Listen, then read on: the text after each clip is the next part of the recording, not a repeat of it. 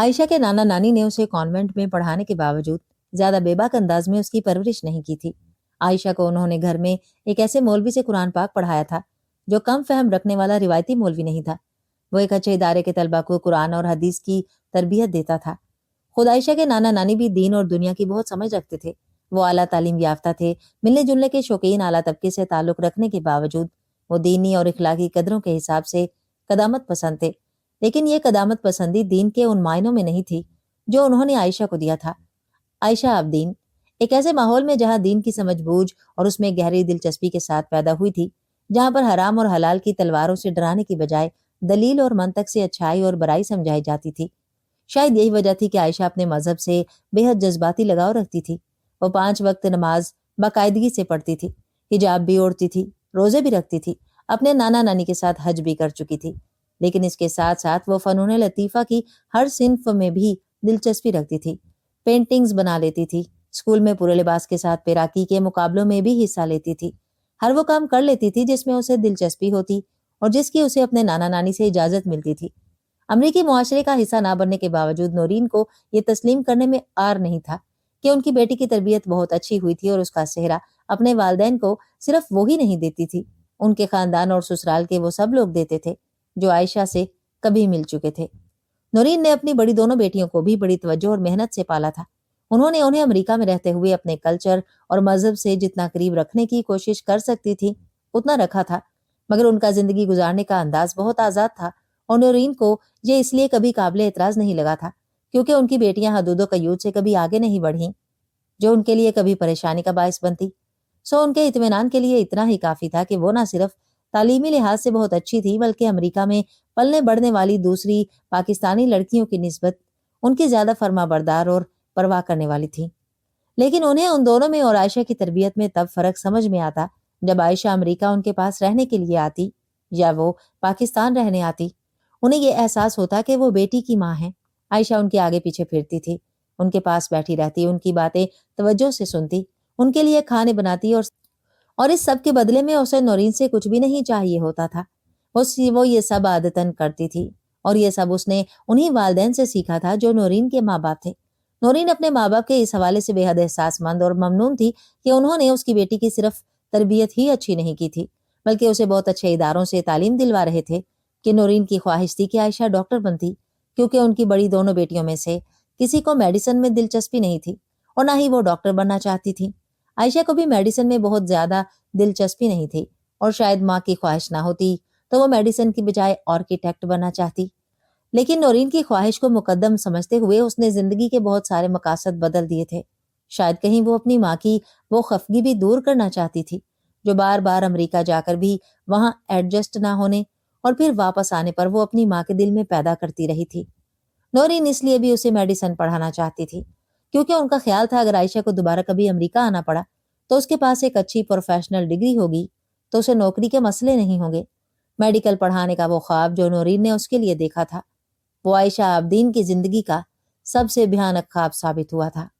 وہ اگلی صبح پھر ان کے دروازے پر کھڑا تھا۔ بچوں کو اسکول گئے ابھی صرف گھنٹہ ہی ہوا تھا اور امامہ نے لانڈری سے کپڑے نکال کر چند منٹ پہلے ڈرائر میں ڈالے تھے۔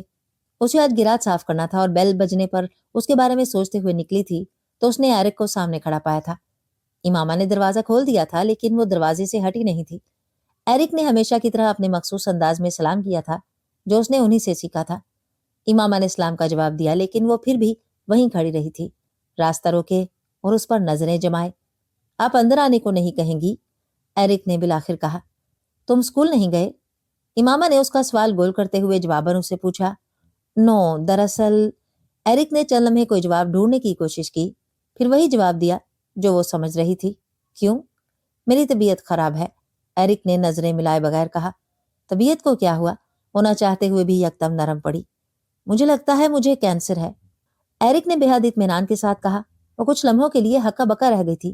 فار گاڈ سیک، اس نے بالآخر اپنے حواس پر قابو پایا۔ جو بھی منہ میں آئے بول دیتے ہو، سوچتے نہیں کیا کہنا ہے اور کیا نہیں۔ ایسا ہوتا ہے کینسر۔ وہ اسے ڈانٹتی ہی چلی گئی۔ ایرک کو مایوسی ہوئی، اسے امامہ سے ہمدردی کی توقع تھی جو پہلے ملتی رہی تھی۔ آپ کو کیسے پتا مجھے کینسر نہیں ہے؟ اس نے بالآخر امامہ سے کہا۔ وہ اس کی شکل دیکھ کر رہ گئی۔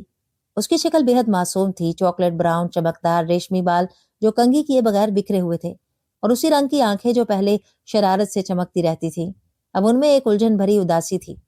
امامہ سے کوئی جواب نہیں بن پڑا تھا۔ جواب دے سکتی تھی، لیکن 11 سال کے اس بچے کو کیا جواب دیتی جو پہلی ہی زندگی کے سبق سیکھ نہیں پا رہا تھا۔ خاموشی سے اس نے راستہ چھوڑا اور اپرن کی ڈوریاں کمر کے گرد کستے ہوئے دروازہ کھلا چھوڑ کر اندر چلی گئی۔ ایرک نے اندر آتے ہوئے دروازہ بند کیا، کنڈی لگائی، یوں جیسے وہ اس کا اپنا گھر تھا۔ پھر وہ بھی لاؤنج میں آ گیا تھا۔ امامہ کچن کاؤنٹر پر بیکنگ کا بہت سا سامان پھیلائے کھڑی تھی۔ وہ اپنے کام میں مصروف رہی۔ کاؤنٹر پر پڑے سیل فون سے کسی صورت کی تلاوت ہو رہی تھی جو وہ کام کرتے ہوئے سن رہی تھی۔ ایرک نے بھی لاؤنج میں آ کر کمرے میں بلند ہونے والی آیات کی آواز سنی۔ چند لمحوں کے لیے اس کی سمجھ میں نہیں آیا وہ کھڑا رہے، بیٹھ جائے، بات کرے، نہ کرے۔ اس نے جبریل کو کئی بار تلاوت کرتے سنا، اور وہ جب بھی تلاوت کر رہا ہوتا کوئی اور بات نہیں کرتا تھا، اس کے آس پاس کوئی اور اونچی آواز میں بات بھی نہیں کرتا تھا۔ ایرک فیصلہ نہیں کر پایا کہ سیل فون پر چلنے والی تلاوت کے دوران اسے کیا کرنا چاہیے۔ اس کی یہ مشکل امامہ نے آسان کی۔ اس نے سیل فون پر وہ تلاوت بند کر دی۔ جبریل کی آواز ہے؟ ایرک نے جیسے تصدیق والے انداز میں پوچھا۔ ہاں، بہت پیاری ہے۔ امامہ ایک بار مسکرائی۔ میں بھی سیکھنا چاہتا ہوں یہ قرآن۔ ایرک نے جیسے اس سنائی دینے والی چیز کے لیے بالآخر موزوں لفظ تلاش کیا۔ امامہ خاموش رہی۔ میں سیکھ سکتا ہوں کیا؟ اس نے امامہ کو خاموش پا کر سوال کیا۔ ایک اور عجیب سوال۔ امامہ نے سوچا کبھی کبھی اس کے سوال بھی مشکل میں ڈال دیتے ہیں۔ اسے غلط فہمی تھی کہ اسے مشکل میں ڈالنے والے سوال حمین کے پاس ہی تھے۔ دلچسپی ہو تو سب کچھ سیکھا جا سکتا ہے۔ اس نے اپنے جواب کو حت المقدور مناسب کر کے پیش کیا۔ آپ سکھا سکتی ہیں؟ اس کا اگلا سوال اس سے بھی زیادہ گھما دینے والا تھا۔ نہیں، میں نہیں سکھا سکتی، امامہ نے دو ٹوک انداز میں کہا۔ وہ مطلب سمجھا تھا، نیت نہیں۔ جبریل سکھا سکتا ہے، اس نے متبادل حل پیش کیا۔ وہ بہت مصروف ہے، اسے ہائی اسکول ختم کرنا ہے اس سال، امامہ نے جیسے بہانہ پیش کیا۔ میں انتظار کر سکتا ہوں۔ ایرک کے پاس بھی متبادل حل تھا۔ امامہ نے اس بار گفتگو سے بچنے کے لیے ایک کیبنٹ کھول کر کچھ ڈھونڈنا شروع کیا۔ ایرک نے اس موضوع گفتگو میں اس کی عدم دلچسپی محسوس کرتے ہوئے موضوع بدلنے کی کوشش کا آغاز کیا۔ حمین اپنے بیڈ روم میں کیوں نہیں لے گیا اسے؟ وہ اب لاؤنج کے درمیان رکھی میز پر پڑی حمین کی اسپیلنگ بی ٹرافی کی طرف متوجہ تھا۔ امامہ نے پلٹ کر اسے دیکھا۔ آج اس کے کچھ دوست مدعو ہیں یہاں گھر پر، انہی کو دکھانے کے لیے رکھی ہے۔ اس نے انڈوں کی ٹوکری سے ایک انڈا نکالتے ہوئے جواب دیا۔ اوہ، پارٹی ہے؟ ایرک نے خوشی کا اظہار کیا، یا کم از کم خوش دکھائی دینے کی کوشش کی۔ میں انوائٹڈ ہوں کیا؟ اس نے اگلے جملے کو پھر سوال میں بدلا۔ وہ ایک پیالے میں انڈے توڑ کر ڈالتے ڈالتے رکی۔ تم پہلے ہی یہاں ہو؟ خوش مزاجی سے کہے گئے اس جملے میں ایسا کچھ نہیں تھا جو ایرک کو برا لگتا، لیکن اسے برا لگا تھا۔ آپ کو میرا یہاں آنا اچھا نہیں لگتا؟ لاؤنج کے درمیان میں کھڑے کھڑے اس نے امامہ سے پوچھا۔ جھوٹ بول کر آنا اچھا نہیں لگتا۔ اس بار اس کے جواب نے چند لمحوں کے لیے ایرک کو لاجواب کیا۔ اس نے ہونٹ کاٹتے ہوئے امامہ کو دیکھا، پھر اس ٹرافی کو جو درمیانی سینٹر پر پڑی تھی۔ اسے اندازہ تھا کہ وہ کس جھوٹ کا ذکر کر رہی تھی، اور اسے یہ بھی پتا تھا کل رات ہونے والے واقعے کے بعد امامہ اس سے یہ ضرور کہتی۔ وہ اسے اچھی طرح جانتا تھا، کم از کم اتنا تو۔ انڈے پھینٹتے ہوئے امامہ نے ایک اچٹتی نظر اس پر ڈالی۔ ریڈ ٹی شرٹ اور نیلی جینز کے ساتھ جوگرز پہنے، بکھرے بالوں کے ساتھ سر جھکائے، دونوں ہاتھ جینز کی جیبوں میں ڈالے، ایک جوگر کی نوک سے فرش کو رگڑتے ہوئے، پتہ نہیں گہری سوچ میں یا شرمندگی میں، امامہ کو بے اختیار اس پر ترس آیا۔ ناشتہ کیا ہے؟ وہ پوچھے بغیر نہیں رہ سکی تھی۔ ایرک نے نفی میں سر ہلایا۔ امامہ نے اس سے یہ نہیں پوچھا تھا کہ وہ ناشتہ کرے گا یا نہیں، وہ اس کے لیے ناشتہ بنانے لگی تھی۔ ایرک کو بھی پتا تھا وہ کیا کر رہی ہے۔ آپ مجھے پیٹی بنا دیں، وہ جانتا تھا۔ وہ پراٹھا کھانا چاہتا تھا، وہ ان کے گھر کئی بار پراٹھا کھا چکا تھا۔ میں اسے وہاں لگا دیتا ہوں۔ ایرک نے درمیانی سینٹر پر ٹرافی کے برابر میں پڑے سرٹیفکیٹ کو ہٹاتے ہوئے اسے دیوار پر لگانے کی پیشکش کی۔ وہ جیسے اپنے اور امامہ کے درمیان ملاقات کے شروع میں ہی آنے والی تلخی کو ختم کرنے کی کوشش کر رہا تھا۔ نہیں، مت لگاؤ، امامہ نے اسے روکا۔ کیوں؟ اس نے الجھ کر پوچھا۔ آپ کو فخر نہیں ہے حمین پر؟ وہ اس کی بات پر کچن میں کام کرتے کرتے ہنسی۔ وہ اسے یہ نہیں کہہ سکی کہ اگر وہ اپنے بچوں کے سرٹیفکیٹس، ٹرافیاں اور اعزازات کو اپنے گھر کی دیواروں پر لگاتی تو اس کے گھر میں کوئی جگہ خالی نہ بچتی۔ اللہ تعالیٰ نے اسے ایسی ہی قابل اولاد دی تھی۔ حمین کے بابا کو پسند نہیں ہے، اس نے پراٹھے کے لیے پیڑا بناتے ہوئے کہا۔ کیوں؟ وہ متجسس ہوا۔ یہ اپنے کارناموں کی نشانیوں کو ہر وقت دیواروں پر لٹکا دیکھیں گے آتے جاتے ہوئے تو ان کے دماغوں کو ساتویں آسمان سے نیچے کیسے اتاریں گے ہم؟ اسے سالار کی بات یاد آئی تھی جو اس نے پہلی بار جبریل کے کسی سرٹیفکیٹ کو دیوار پر لگانے کی اس کی کوشش کے جواب میں کہی تھی۔ کوئی کتنی بھی بڑی اچیومنٹ والا دن ہو، 24 گھنٹے کے بعد ماضی بن جاتا ہے، اور ماضی کے ڈھنڈورے پیٹنے والے لوگ کبھی مستقبل کے بارے میں نہیں سوچتے۔ اس نے سالار کی بات منوان دہرائی تھی۔ پتہ نہیں ایرک کی سمجھ میں آئی یا نہیں، لیکن اس نے کسی مزید سوال کے بغیر وہ سرٹیفکیٹ اسی میز پر رکھ دیا تھا۔ مسز سالار، آپ مجھے پسند نہیں کرتی؟ وہ اس کے اگلے سوال پر بری طرح چونکی۔ سب تمہیں پسند کرتے ہیں، پھر میں تمہیں پسند کیوں نہیں کروں گی؟ اس نے بڑے تحمل سے جیسے اسے سمجھایا۔ آپ مجھے اڈاپٹ کر سکتی ہیں؟ اگلا سوال اتنا اچانک تھا کہ وہ پراٹھا بھول کر اس کی شکل دیکھنے لگی۔ وہ بے حد سنجیدہ تھا۔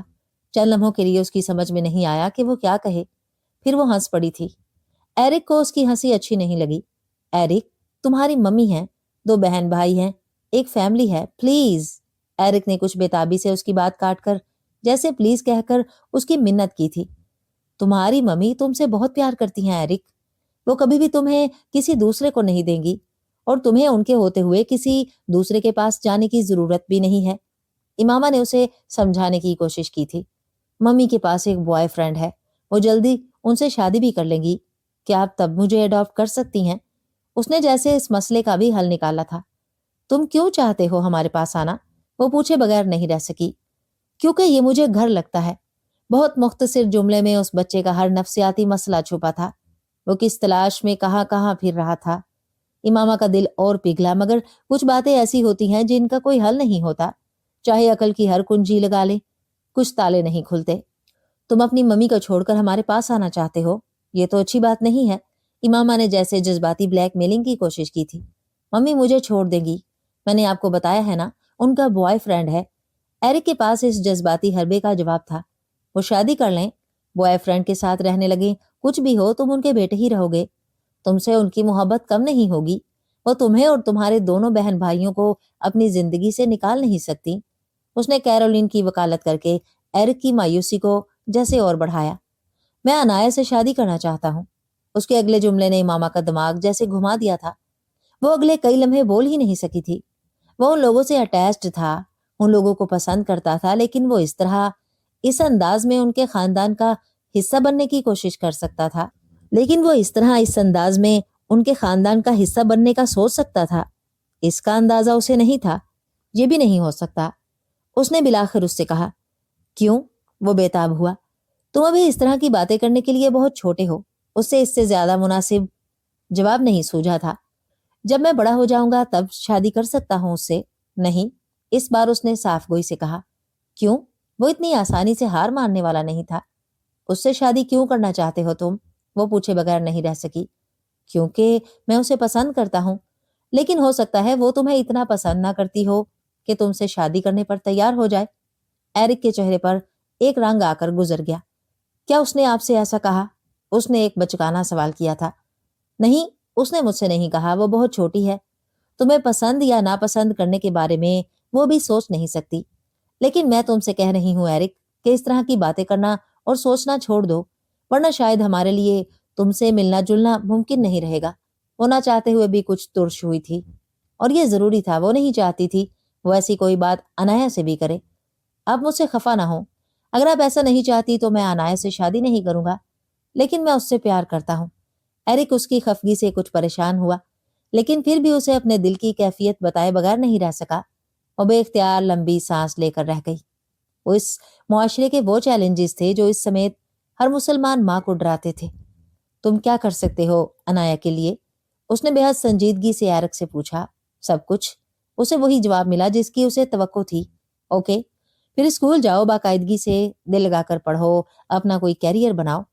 انایا کسی ایسے لڑکے کو تو کبھی پسند نہیں کر سکتی جو باقاعدگی سے اسکول نہ جاتا ہو، اپنی ماں کی بات نہ مانتا ہو، اپنے چھوٹے بہن بھائیوں کی پرواہ نہ کرتا ہو، جو اسٹڈیز کو سنجیدگی سے لیتا ہی نہ ہو، اور پھر جھوٹ بولتا ہو۔ ایرک کا چہرہ سرخ ہوا تھا۔ امامہ نے جیسے 2 سیکنڈز میں اس کی زندگی کی پہلی محبت کا تیا پانچا کر دیا تھا۔ وہاں یکدم خاموشی چھا گئی تھی۔ امامہ اب بھی کچن میں کام میں مصروف تھی۔ ایرک کا ناشتہ تیار کر کے اس نے ٹیبل پر رکھ دیا تھا۔ وہ بہت دیر خاموش رہا، پھر اس نے امامہ سے کہا، میں اپنے آپ کو ٹھیک کر لوں گا۔ یہ بہت اچھا ہوگا ایرک، لیکن اس کے ساتھ تمہیں ایک اور بھی وعدہ کرنا ہے مجھ سے۔ کیا؟ جب تک تم ہائی اسکول پاس کر کے یونیورسٹی میں نہیں چلے جاتے، تم عنایا سے اس طرح کی کوئی بات نہیں کرو گے۔ میں نہیں چاہتی وہ تم سے مکمل طور پر خفا ہو جائے۔ میں وعدہ کرتا ہوں میں ایسا ہی کروں گا۔ ایرک نے بھی اسی سنجیدگی سے امامہ سے کہا تھا جس سنجیدگی سے وہ اس سے بات کر رہی تھی۔ وہ اپنا چھری اور کانٹا پکڑے کرسی پر بیٹھا پراٹھا کھانے کی تیاری میں تھا۔ اور جب تک تم یونیورسٹی نہیں پہنچ جاتے، ہم دوبارہ اس ایشو پر بات نہیں کریں گے، محبت، شادی، عنایا۔ امامہ نے جیسے ان تینوں چیزوں کے گرد ریڈ زون لگاتے ہوئے اس سے کہا تھا، اور معمول کی طرح یہ بات بھی مان گیا تھا۔ امامہ کا خیال تھا اس نے حفاظتی بند باندھ دیا تھا۔ تھوڑا عرصہ مزید گزر جانے پر وہ اپنے باپ کی موت کو بھول جانے کے بعد ٹھیک ہو جاتا۔ اس سے عنایا اور اس سے متعلقہ ہونے والی ساری گفتگو بھول جاتا۔ اس نے ایرک کی اس بات چیت کو ایک امریکن بچے کی بچگانہ گفتگو سے زیادہ اہمیت نہیں دی تھی۔ اسے اندازہ نہیں تھا ایرک ایک عام امریکن بچہ نہیں تھا۔ احسن سعد کا باپ اس بات پر ہمیشہ فخر کرتا تھا کہ اس کا بیٹا آج کے زمانے میں پاکستان کے بہترین انگلش میڈیم اور کو ایجوکیشن اداروں میں پڑھنے کے باوجود ایک سچا اور پکا مسلمان تھا۔ داڑھی رکھتا تھا، 5 وقت کی نماز مسجد میں پڑھتا تھا، حج اور عمرے کی سعادت اپنے شوق سے حاصل کر چکا تھا، لڑکیوں سے کوسوں دور بھاگتا تھا، کسی ایسی سرگرمی میں ملوث نہیں تھا جو حرام تھی، اور ماں باپ کا فرما بردار تھا۔ دن کو دن اور رات کو رات کہنے والی سعادت مندی اور اس کے ساتھ ساتھ پڑھائی میں شروع سے اب تک اس نے اسکالرشپ حاصل کی تھی۔ صرف وہی نہیں ان کی دونوں چھوٹی بیٹیاں بھی جو بڑے بھائی ہی کی طرح دینی طور پر باعمل ہونے کے ساتھ ساتھ پوزیشن ہولڈرز تھیں۔ سعد اور اس کی بیوی اس بات پر جتنا فخر کرتے وہ کم تھا، اور یہ فخر وہ برملا لوگوں تک پہنچاتے بھی تھے۔ ان کے حلقہ احباب میں زیادہ تر لوگ انہی کی طرح کنزرویٹو اور مذہبی تھے، لیکن کم لوگ ایسے تھے جن کے بچے ان کے بچوں کی طرح لائق فائق ہوتے، اور اس سے بھی بڑھ کر یہ کہ والدین کے اتنے فرما بردار ہوتے۔